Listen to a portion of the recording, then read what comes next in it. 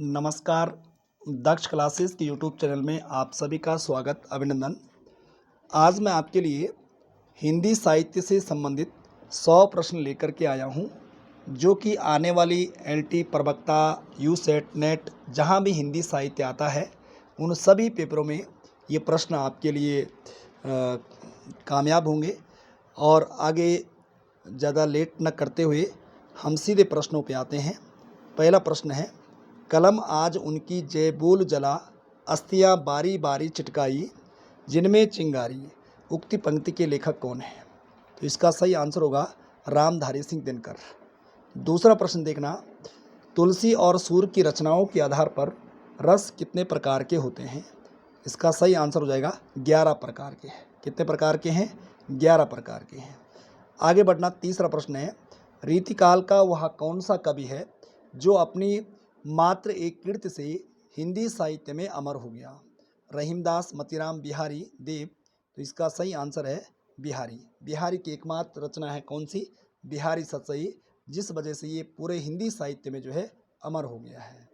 चौथा प्रश्न देखना, मलिक मोहम्मद जायसी को जायसी कहा जाता है क्योंकि वे इसका सही आंसर होगा, मैं सीधे आंसर पढ़ रहा हूँ, जायस नामक स्थान के निवासी थे। आगे बढ़ना, आगे पांचवा प्रश्न है, समय देवता किस कवि की कविता है? नागार्जुन, केदारनाथ अग्रवाल, माखनलाल चतुर्वेदी, नरेश मेहता। तो समय देवता किसकी रचना है? नरेश मेहता। यदि साहित्य देवता पूछता तो आंसर होता माखनलाल चतुर्वेदी, लेकिन यहाँ पर आंसर हमारा क्या होगा? नरेश मेहता। आगे बढ़ना, छठा प्रश्न है, ऑफ ग्रामेटोलॉजी के लेखक कौन हैं? जैक देरिदा, रिचर्ड रोटी, फ्रेडरिक जेम्सन और पॉल द मॉन। तो इसका सही आंसर है जैक देरिदा। आगे बढ़ना, अगला प्रश्न है, ये 6 नंबर दोबारा आ गया, निम्न में से कौन सी आलोचना कृति विजयदेव नारायण शाही की है? तो इसका सही आंसर हो जाएगा कौन सा? जायसी। प्रश्न ज़्यादा है इसलिए मैं सीधे आंसर बोल रहा हूँ, ताकि समय कम लगे और प्रश्न ज़्यादा से ज़्यादा हो जाए। संविधान की 8वीं अनुसूची में कौन सी भाषा शामिल नहीं है? संस्कृत, हिंदी, तमिल और अवधी। तो संस्कृत भी है, हिंदी भी है, तमिल भी है, कौन नहीं है? अवधी नहीं है। आगे देखना, 8वां प्रश्न, आला और उदल भारतीय वीरता के उस आदर्श को प्रस्तुत करते हैं जिसे धीर वीर कहा जाता है। कथन किसका है? आचार्य रामचंद्र शुक्ल का है, धीरेन्द्र वर्मा का है, त्रिवेंद्र वर्मा का है, शिव सिंह सेंगर का है, या जॉर्ज ग्रेडसन का है? तो इसका सही आंसर हो जाएगा डी वाला, जॉर्ज ग्रेडसन। जॉर्ज ग्रेडसन का बिल्कुल सही आंसर है। आगे देखना, हजारी प्रसाद द्विवेदी ने चारुचंद्र लेख उपन्यास किस रचना के आधार पर लिखा है? कुमारपाल चरित, कुमारपाल प्रतिबोध, प्रबंध चिंतामणि और शब्दानुशासन। तो इसका सही आंसर है प्रबंध चिंतामणि। आगे बढ़ना, अगला प्रश्न, दशरथ सुतते हूँ लोक बखाना, राम नाम का मरम आना, पंक्ति किसकी है? रहीमदास, तुलसीदास, रामानंद, कबीरदास। वैसे राम नाम का जो मंत्र था ये रामानंद का था, लेकिन यहाँ पर जो ये पंक्ति आई है ये किसकी है? कबीरदास की है। आगे देखना, अगला प्रश्न, माधव में ऐसा अपराधी, तेरी भगति होत न शादी, ये पंक्ति किसकी है? रैदास, कबीरदास, रहीमदास, मलूकदास। तो इसका भी सही आंसर हो जाएगा कबीरदास। आगे देखना, 12वां प्रश्न, देव की ध्वनि संवेदनशीलता समूचे रीतिकाल में अपरितम है, यह कथन किसका है? डॉक्टर नगेंद्र, विश्वनाथ प्रसाद मित्र, बच्चन सिंह और डी है राम स्वरूप चतुर्वेदी। राम स्वरूप चतुर्वेदी। तो इसका सही आंसर है डी वाला, राम स्वरूप चतुर्वेदी। राम स्वरूप चतुर्वेदी इसका सही आंसर है। 13वां प्रश्न देखना, नंदास की किस रचना का संबंध नायक नायिका भेद से है? रास पंचाध्यायी, रास मंजरी, इस्ताम सगाई, श्याम सगाई होना था इसने, और भंवर गीत। तो इसका सही आंसर है रस मंजरी। 13वां का बी वाला बिल्कुल सही आंसर है रस मंजरी। आगे देखना, अगला प्रश्न है, कवि की अनुभूति का साधारणीकरण किसने माना है? डॉक्टर नगेंद्र ने, आचार्य रामचंद्र शुक्ल ने, बाबू श्याम सुंदर दास ने और अभिनव गुप्त ने। तो कवि की अनुभूति साधारणीकरण किसने माना? डॉक्टर नगेंद्र ने माना। आगे देखना, अगला प्रश्न, निम्न में से कौन सा भाव संचारी भाव नहीं है? शोक, गर्व, अमरस और हर्ष। तो कौन सा भाव संचारी नहीं है? संचारी नहीं है, संचारी नहीं है। तो गर्व, अमर्ष, हर्ष संचारी भाव है, शोक नहीं है। शोक तो करुण रस का ये क्या है? स्थायी भाव है। आगे देखना अगला, इनमें से कौन सा नाटक मोहन राकेश का नहीं है? आधे अधूरा, आषाढ़ का एक दिन, आठवां सर्ग और लहरों का राजहंस। लहरों के राजहंस। तो इसका सही आंसर हो जाएगा आठवां सर्ग, क्योंकि आधे अधूरे, आषाढ़ का एक दिन, लहरों के राजहंस ये सारे मोहन राकेश के ही हैं। लेकिन जो आठवां सर्ग है ये सुरेंद्र वर्मा का है। आगे बढ़ना अगली लाइन से, अगला देखना आप, रीति मुक्त कवि नहीं है? घनानंद, बोधा, जसवंत और ठाकुर। तो घनानंद, बोधा और ठाकुर ये तीनों के तीनों रीति मुक्त कवि हैं। तो यहाँ पर सही आंसर हो जाएगा जसवंत सिंह। आगे देखना अगला प्रश्न, ज्ञा वर्ण या ज्ञा वर्ण किन वर्णों के संयोग से बना है? किन वर्णों के संयोग से बना है? अब देख लीजिए 4 विकल्प हैं। ये 4 विकल्पों में से कौन सा सही आंसर होगा? ये बना हुआ है लास्ट विकल्प वाला, जा हलंत होगा और यहाँ पूरा होगा, तो जा हलंत और यहाँ ज्या बनेगा। आगे देखना अगला प्रश्न, अनुनासिक का संबंध होता है केवल मुंह से, केवल नाक से, नाक और मुंह से, और इनमें से कोई नहीं। तो आंसर होगा नाक और मुंह से जो बोले जाते हैं उन्हें अनुनासिक बोलते हैं। आगे बढ़ना 20वां प्रश्न है, कबीर तथा अन्य निर्गुणपंथी संतों के द्वारा अंतर साधना में रागात्मिका भक्ति और ज्ञान का योग तो हुआ, पर कर्म की दशा वही रही जो नाथ पंक्तियों की यहाँ थी। यह कथन किसका है? हजारी प्रसाद द्विवेदी, पीताम्बर दत्त बर्तवाल, रामचंद्र शुक्ल और इनमें से कोई नहीं। तो आंसर होगा रामचंद्र शुक्ल। आगे देखना 21वां प्रश्न, मिथक का संबंध होता है अति मानवीय पौराणिक पात्रों से, कल्पना से, प्रतीक से, बिंब से। तो इनमें से आंसर हो जाएगा प्रतीक से। आगे बढ़ना, आधे अधूरे की नायिका का नाम क्या है? सावित्री, सुंदरी, मालविका, मल्लिका। तो सही आंसर हो जाएगा सावित्री। आधे अधूरे की नायिका कौन है? सावित्री है। नायक कौन है? महेंद्र नाथ करके हैं। 23वां प्रश्न देखना, रीति मुक्त काव्य धारा के अग्रणी कवि कौन है? बोधा, आलम, ठाकुर, घनन। अग्रणी मतलब जो बड़े कवि है वो कौन है इनमें से? तो सबसे बड़ा इनमें कौन है? घनानंद है अग्रणी कवि। आगे चलना, गारसा दत्तासी का हिंदी साहित्य के इतिहास से संबंधित ग्रंथ मूलतः किस भाषा में लिखा गया? अंग्रेजी में, फ्रेंच में, हिंदी में, जर्मन में। तो इसका सही आंसर है फ्रेंच में लिखा गया था ये। आगे चलना, बंगाल के अकाल का चित्रण इनमें से किस रचना में हुआ है? यानी बंगाल का अकाल का चित्रण इनमें से किस उपन्यास में हुआ है? प्लाट का मोर्चा में, तूफानों के बीच में, शबनम में, स्वतंत्रता की खोज में। स्वतंत्रता की खोज में। तो इसका सही आंसर होगा बी वाला क्या है? तूफानों के बीच। रांगे और राघव का लिखा हुआ है जिसमें बंगाल की अकाल का चित्रण किया गया है। आगे बढ़ना 26वां है इसमें, निम्न में से कौन सा संकलन महादेवी वर्मा का नहीं है? माटी की मूरत, पथ के साथी, अतीत के चलचित्र, स्मृति की रेखाएं। ये तीनों के ये तीनों हैं, पथ के साथी, अतीत के चलचित्र, स्मृति की रेखाएं, ये तो तीनों के तीनों किसके हैं? वर्मा जी के हैं। लेकिन जो माटी की मूरत है ये किसका है?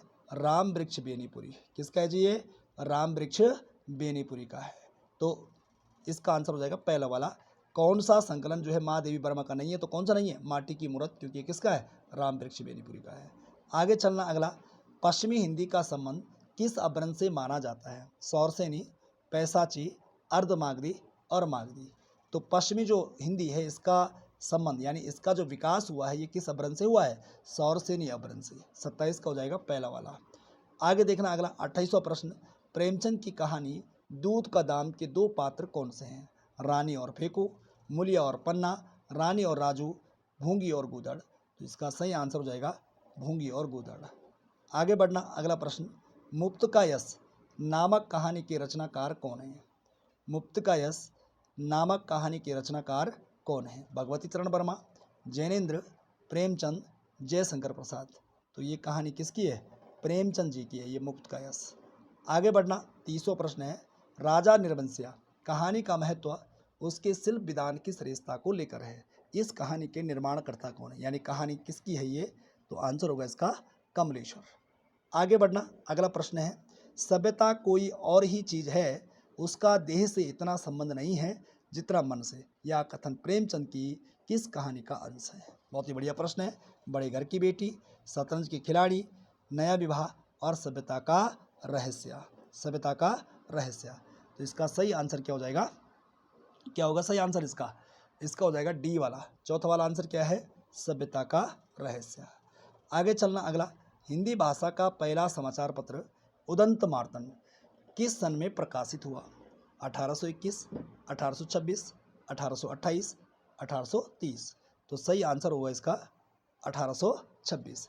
30 मई याद रखना आप, 30 मई 1826 को, 30 मई 1826 को उदंत मार्तंड नामक समाचार पत्र प्रकाशित हुआ था और ये हिंदी भाषा का पहला समाचार पत्र है।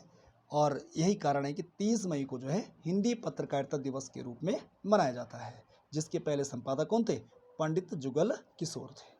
आगे बढ़ना, हिंदी के किस समाचार पत्र में खड़ी बोली को मध्य देशीय भाषा कहा गया है। बनारस अखबार, सुधाकर, बुद्धि प्रकाश, उदंत मार्तंड। तो इसका भी सही आंसर हो जाएगा उदंत मार्तंड। आगे चलना, अगला, गाथा या गाहा कहने से किस लोक प्रचलित काव्य भाषा का बोध होता है। पाली का, प्राकृत, अपभ्रंश और चौथा है संस्कृत। तो आंसर हो जाएगा इसका आंसर हो जाएगा प्राकृत। गाथा या गाहा कहने से किस लोक प्रचलित काव्य भाषा का बोध होता है, प्राकृत का होता है। आगे बढ़ना, दोहा कहने से किस लोक प्रचलित काव्य भाषा का बोध होता है। दोहा कहने से किस लोक प्रचलित काव्य भाषा का बोध होता है। इसी के जैसे प्रश्न है, तो यहाँ पर आंसर हो जाएगा अपभ्रंश। यहाँ पर क्या होगा, दोहा कहने से अपभ्रंश है। आगे चलना, 36वां प्रश्न, अपभ्रंश भाषा के प्रथम व्याकरणाचार्य कौन थे। पाणिनि, कात्यायन, हेमचंद्र और पतंजलि। तो इनमें से अपभ्रंश भाषा के पहले जो व्याकरणाचार्य थे ये कौन थे, हेमचंद्र थे। हेम शब्दानुशासन किसका है, हेमचंद्र का है। प्रादेशिक बोलियों के साथ ब्रज या मध्य देश की भाषा का आश्रय लेकर एक सामान्य साहित्यिक भाषा स्वीकृत हुई, जिसे चारणों ने नाम दिया। डिंगल, मेवाड़ी भाषा, मारवाड़ी भाषा और चौथा है पिंगल। तो क्या नाम दिया इसको, प्रादेशिक बोलियों के साथ ब्रज या मध्य देश की भाषा का आश्रय लेकर एक सामान्य साहित्यिक भाषा स्वीकृत हुई, जिसे चारणों ने नाम दिया। तो इसका आंसर हो जाएगा डी वाला, पिंगल भाषा। आगे चलना, अगला प्रश्न है, अपभ्रंश की योग से राजस्थानी भाषा का साहित्यिक रूप बना, उसे कहा जाता है। उसे कहा जाता है, क्या कहा जाता है, पिंगल भाषा, दूसरा है डिंगल भाषा, तीसरा है मेवाड़ी भाषा और चौथा है बांगरू भाषा। तो इसका सही आंसर हो जाएगा बी वाला, डिंगल भाषा। आगे बढ़ना, अमीर खुसरो ने जिन मुकरियों, पहेलियों और दो सपनों की रचना की, उसकी मुख्य भाषा क्या थी। दक्कनी हिंदी, खड़ी बोली, बुंदेली और बघेली।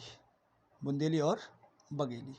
तो इसका सही आंसर क्या होगा, बी वाला, खड़ी बोली इसका सही आंसर होगा। आगे चलना, 40वां प्रश्न, देवनागरी लिपि को राष्ट्रलिपि के रूप में कब स्वीकार किया। कब स्वीकार किया गया, 14 सितंबर 1949 को। आगे बढ़ना, अगला प्रश्न है, जॉर्ज ग्रिशन का इतिहास ग्रंथ modern vernacular literature of Hindustan का प्रकाशन कब हुआ। 1887 में, 1888 में, 1889, 1890। तो इसका सही आंसर हो जाएगा 1888। आगे बढ़ना, अगला प्रश्न है, हजारी प्रसाद द्विवेदी के उस इतिहास ग्रंथ का नाम बताइए जिसमें मात्र आदिकालीन हिंदी साहित्य संबंधी सामग्री संग्रहित की गई है। जिसमें आदिकालीन हिंदी साहित्य संबंधी सामग्री संग्रहित की गई है। तो इसका सही आंसर हो जाएगा डी वाला, चौथा वाला, हिंदी साहित्य का आदिकाल। आगे इनमें से किस इतिहासकार ने सर्वप्रथम रीतिकालीन कवियों के सर्वाधिक परिचयात्मक विवरण दिए हैं? Doctor Vishwanath Prasad Mishra, doctor Nagendra, doctor Ramashankar शुक्ल और अगला है मिश्र बंधु। तो इसका सही आंसर है मिश्र बंधु। आगे चलना, हिंदी साहित्य का अतीत भाग 1 के लेखक का नाम है? महावीर प्रसाद द्विवेदी, विश्वनाथ प्रसाद मिश्र, डॉक्टर माता प्रसाद गुप्त और डॉक्टर विद्यानिवास मिश्र। तो इसका सही आंसर है विश्वनाथ प्रसाद मिश्र। हिंदी साहित्य का अतीत ये किसका है? विश्वनाथ प्रसाद मिश्र का है। आगे बढ़ना, अगला प्रश्न है 46वां प्रश्न देखेंगे हम अब।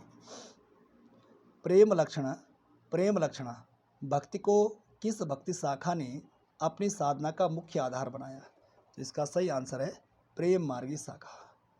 आगे चलना, मनुष्य की सामान्य भावना को आगे करके निम्न श्रेणी की जनता में आत्मगौरव का भाव जगाने वाले सर्वश्रेष्ठ कवि कौन थे? तुलसीदास, कबीरदास, जायसी और सूरदास। तो क्वेश्चन नंबर 47 का सही आंसर हो जाएगा बी वाला कबीरदास। आगे चलना, 48वां, हंस दवाई रचना किस सूफी कवि द्वारा रची गई थी?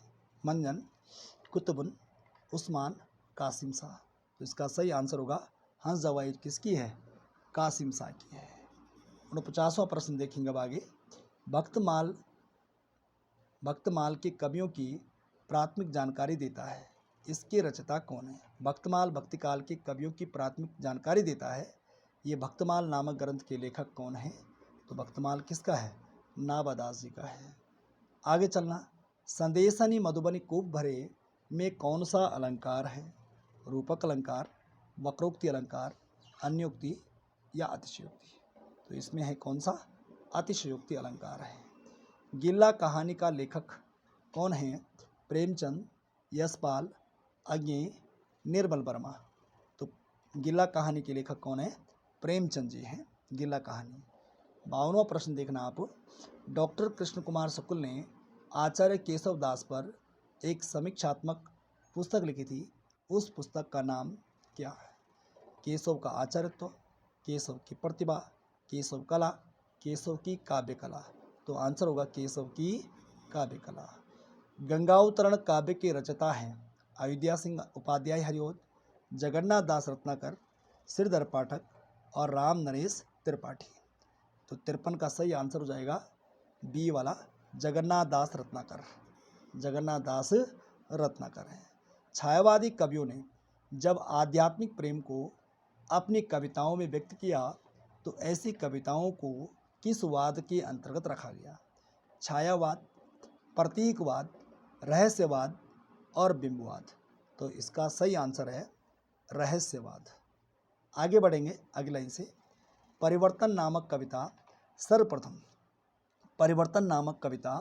सर्वप्रथम किस कविता संग्रह में संग्रहित हुई? पल्लव में, वीणा में, तारापथ में, गरंती में। तो सही आंसर होगा इसका पल्लव। आगे चलना 56वां। भिखारीदास की रचना का नाम है? काव्य निर्णय, काव्य विवेक, भाव विलास और नवरस तरंग।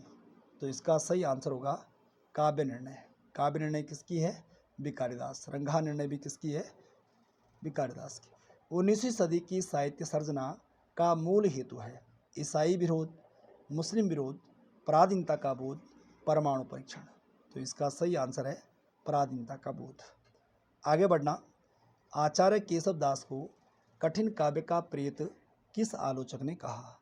पदम सिंह शर्मा, नंदुलारी वाजपेयी, विश्वनाथ प्रसाद मिश्र, रामचंद्र शुक्ल। तो आंसर होगा रामचंद्र शुक्ल। रामचंद्र शुक्ल। तो कठिन काव्य का प्रेत किसको बोलते हैं? केशव दास। और कठिन गद्य का प्रेत किसे बोलते हैं? अज्ञेय को। बूंदी नरेश महाराज भाव सिंह का आश्रित कवि में से कौन था? बिहारी, बोदा, मतीराम और ठाकुर। तो इनमें से बूंदी नरेश महाराज भाव सिंह के जो आश्रित कवि थे वो कौन थे? मतीराम। आगे बढ़ना, भूषण का निम्न में से कौन सा लक्षण ग्रंथ है? शिवराज भूषण, भूषण हजारा, शिवा बावनी, छत्रसाल दशक। तो भूषण का कौन सी रचना ऐसी है जो लक्षण ग्रंथ से संबंधित है? तो लक्षण ग्रंथ से संबंधित भूषण की कौन सी रचना हो जाएगी? पहली वाली शिवराज भूषण, शिवराज भूषण। आगे देखना अगला, निम्न में से किस रचना की सर्वाधिक टीकाएँ लिखी गई? मतिराम सतसई, बिहारी सतसई, बृंद सतसई, विक्रम सतसई। तो इसका सही आंसर हो जाएगा बिहारी सतसई, बिहारी की एकमात्र रचना है। आगे देखना, इनमें से किस नाटककार ने अपने नाटकों के लिए रंगमंच को अनिवार्य नहीं माना है? डॉक्टर रामकुमार वर्मा, सेठ गोविंद दास, लक्ष्मी नारायण मिश्र, जयशंकर प्रसाद। तो सही आंसर हो जाएगा इसका, कौन सा हो जाएगा जी? जयशंकर प्रसाद। आगे चलना आगे लाइन से, प्रभात फेरी काव्य के रचनाकार कौन है? केदारनाथ सिंह, सूर्यकांत त्रिपाठी, नरेंद्र शर्मा और रामधारी सिंह दिनकर। तो प्रभात फेरी जो रचना है ये किसकी है? नरेंद्र शर्मा की है। तो 63 को हो जाएगा सी, नरेंद्र शर्मा। आगे देखना 64वां, निशा निमंत्रण के रचनाकार कौन है? महादेवी वर्मा, श्याम नारायण पांडे, जयशंकर प्रसाद, हरिवंश राय बच्चन। तो निशा निमंत्रण किसका है? हरिवंश राय बच्चन की है। आगे चलना, अगला प्रश्न है, बिहारी सतसई की प्रसिद्धि का प्रमुख कारण है? कल्पना की समाहार शक्ति, नायिका भेद वर्णन, प्रतीकों का नपा तुला प्रयोग और पिंगल वर्णन। तो बिहारी सतसई की प्रसिद्धि का जो प्रमुख कारण है वो कल्पना की समाहार शक्ति है, कल्पना की समाहार शक्ति है। आगे देखना, तुलसीदास का वह ग्रंथ कौन है जिसमें ज्योतिष का वर्णन किया गया है? दोहावली, गीतावली, रामाज्ञ प्रश्नावली और कवितावली। तो आंसर होगा रामाज्ञ प्रश्नावली। आगे चलना, रामचरितमानस में प्रधान रस के रूप में किस रस को मान्यता मिली है? शांत रस को, भक्ति रस को, वात्सल्य रस को और अद्भुत रस को। तो सही आंसर होगा यहाँ पर शांत रस। कौन सा होगा? शांत रस। समांतर कहानी के प्रवर्तक कौन थे? कमलेश्वर, हिमांशु जोशी, मोहन राकेश, मनवत नाथ गुप्त। तो इसका सही आंसर होगा समांतर कहानी के प्रवर्तक कौन है? कमलेश्वर जी हैं। आगे चलिए, आचार्य रामचंद्र शुक्ल ने त्रिवेणी में किन 3 कवियों की समीक्षाएं प्रस्तुत की है? कबीर, जायसी, सूर, कबीर जायसी तुलसी, सूर तुलसी जायसी, कबीर सूर तुलसी। तो इसका सही आंसर हो जाएगा 69 का सी वाला विकल्प, सूरदास, तुलसीदास और जायसी। सूर तुलसी जायसी, ये त्रिवेणी में जो है 3 महाकवियों की समीक्षाएं प्रस्तुत की गई है। आगे देखना 70वां प्रश्न, भक्ति काल में एक ऐसा कवि हुआ जिसने अपने भाव व्यक्त करने के लिए उर्दू, फारसी, खड़ी बोली आदि के शब्दों का मुक्त प्रयोग या उपयोग किया है? तुलसीदास, जायसी, सूरदास, कबीर। तो इसका सही आंसर हो जाएगा कबीरदास। क्या होगा जी? कबीरदास। आगे देखना 71, पद्मावत में कुल कितने सर्गों यानी खंडों की संख्या है? 57, 56, 55, 54। तो आंसर होगा 57। आगे बढ़ना, मिस्र बंधु विनोद कितने भागों में प्रकाशित हुआ है? 3, 4, 1, 2। मिस्र बंधु विनोद कितने भागों में प्रकाशित हुआ? 4 भागों में। आगे चलना 73वां प्रश्न, पुरानी हिंदी नामकरण किसने किया?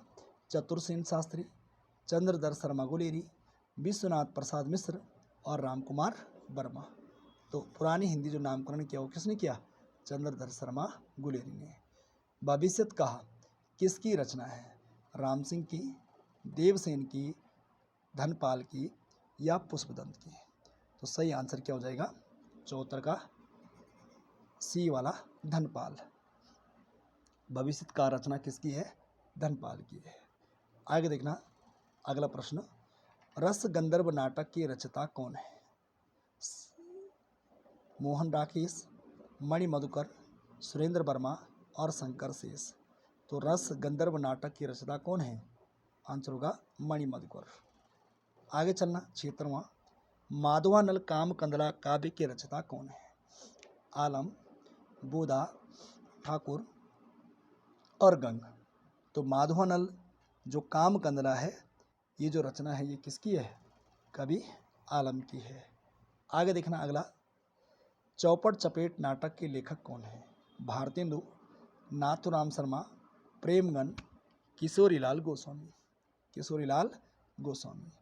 तो चौपड़ चपेट जो नाटक है ये किशोरीलाल गोस्वामी का है।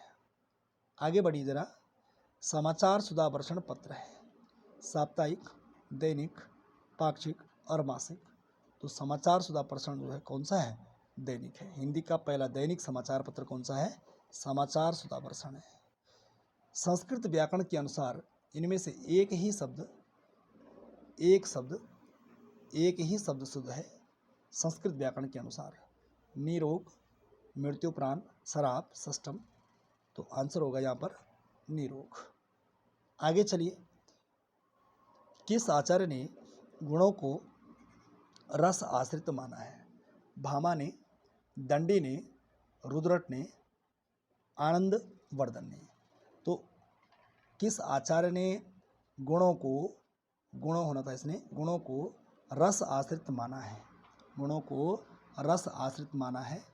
किसने माना है? आंसर होगा डी वाला, आनंद वर्धन ने। आगे चलना, 81वां, नाटक के संदर्भ में भरत मुनि के अनुसार रसों की संख्या है 8, 9, 10, 11।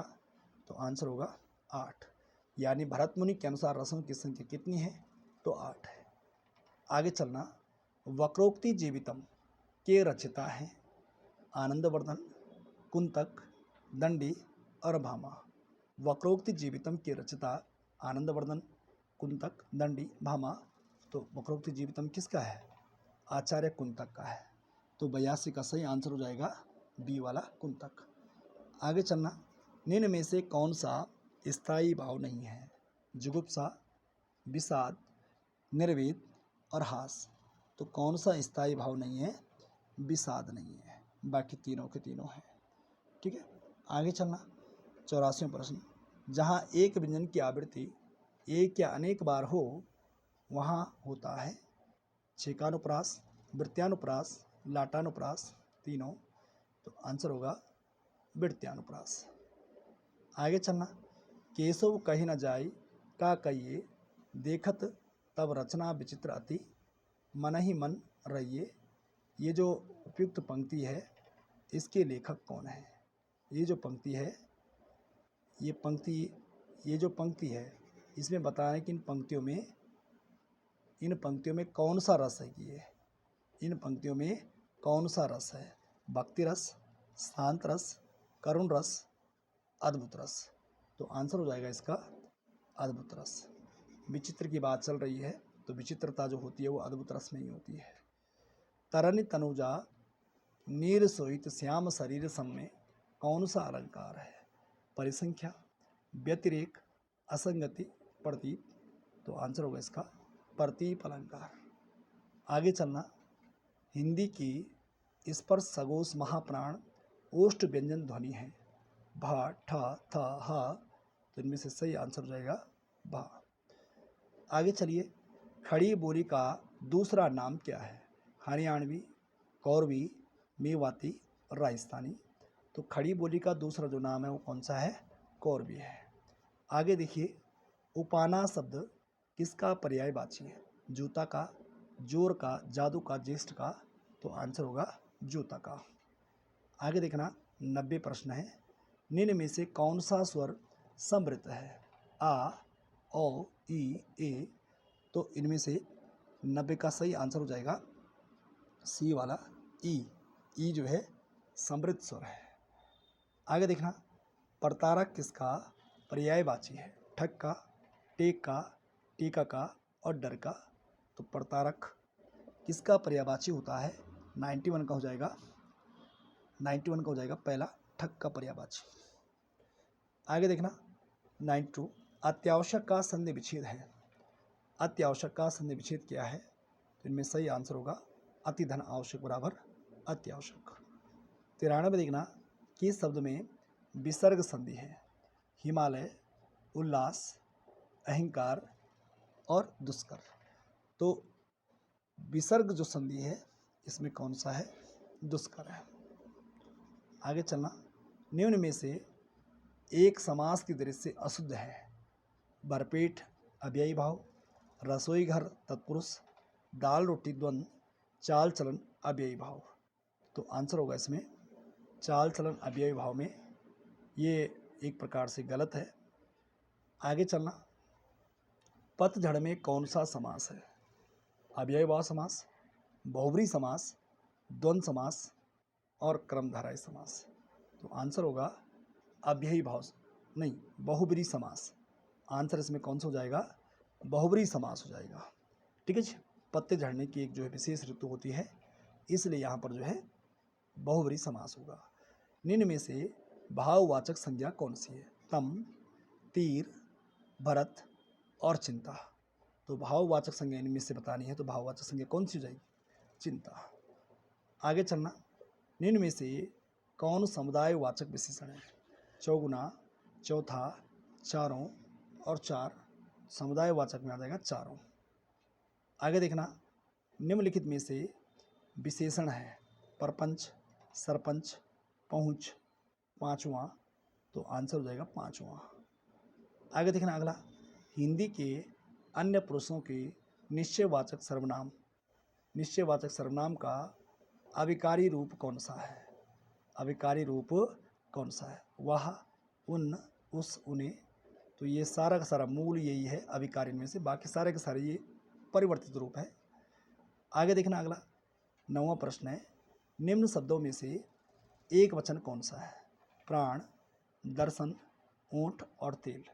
तो इनमें से जो एक वचन है वो कौन सा है? तेल। बाकी तीनों के तीनों ये जो क्या है?